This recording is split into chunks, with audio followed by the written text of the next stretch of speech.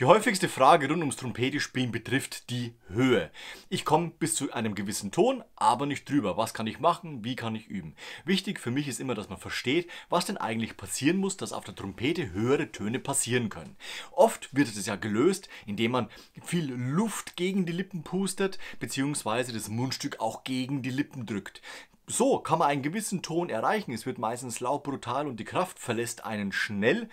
Aber man kommt bis zu einem gewissen Ton, aber eben nicht drüber.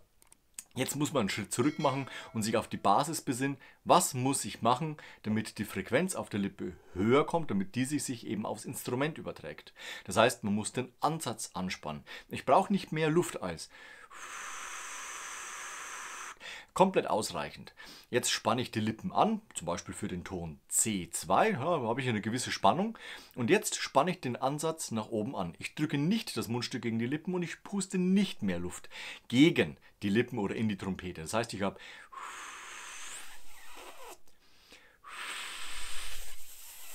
und allein das bringt ja schon ein Geräusch, eine Frequenz zustande, die wesentlich nach oben geht. Wir übertragen das Ganze auf das Instrument und spielen eben das C2 und spannen den Ansatz nach oben an.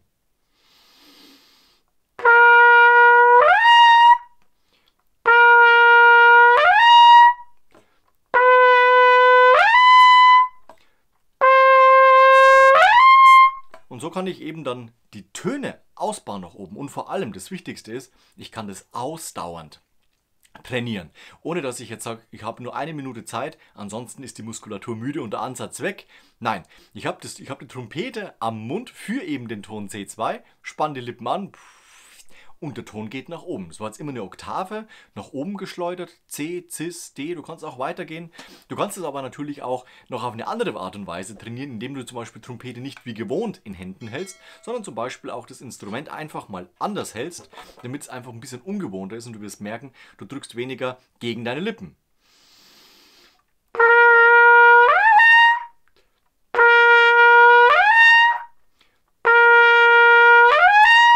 Oder du nimmst die Trompete mit dem Mundrohr und dem Schalltrichterrohr und legst sie auf deine Finger.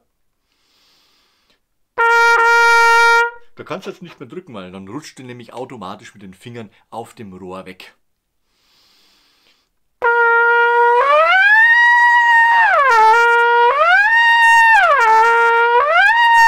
Und auch da kannst du die Frequenzen erzeugen. Natürlich ist der Klang jetzt nicht optimal, das ist schon klar. Aber wir kriegen es locker und ohne großen Druck und körperliche Belastung hin, dass unsere Lippen eine Frequenz erzeugen, die wesentlich höher liegt als unser Ausgangston.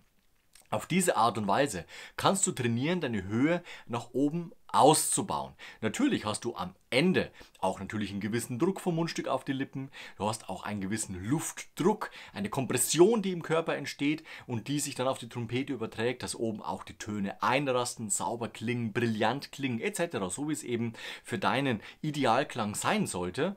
Aber du kannst trainieren, so in die Höhe zu kommen, ohne dass du deine Lippen, deine Kraft, deine körperliche Anstrengung dich so niederdonnert, dass überhaupt nichts mehr geht für den Tag und du unbedingt eine Regenerationspause hast. Also, nutz deine Kräfte, spiel ökonomisch und du wirst merken, du wirst wesentlich ausdauernder und vor allem auch flexibler in der Höhe und du wirst am Ende auch höher spielen können. Dabei wünsche ich dir viel Erfolg. Lass am Ende von dem Video noch ein Like und ein Abo da. Das freut mich immer ganz besonders. Wir sehen uns nächste Woche zu einem neuen Video rund ums Trompetespielen. Bis dahin, ciao, euer Nico.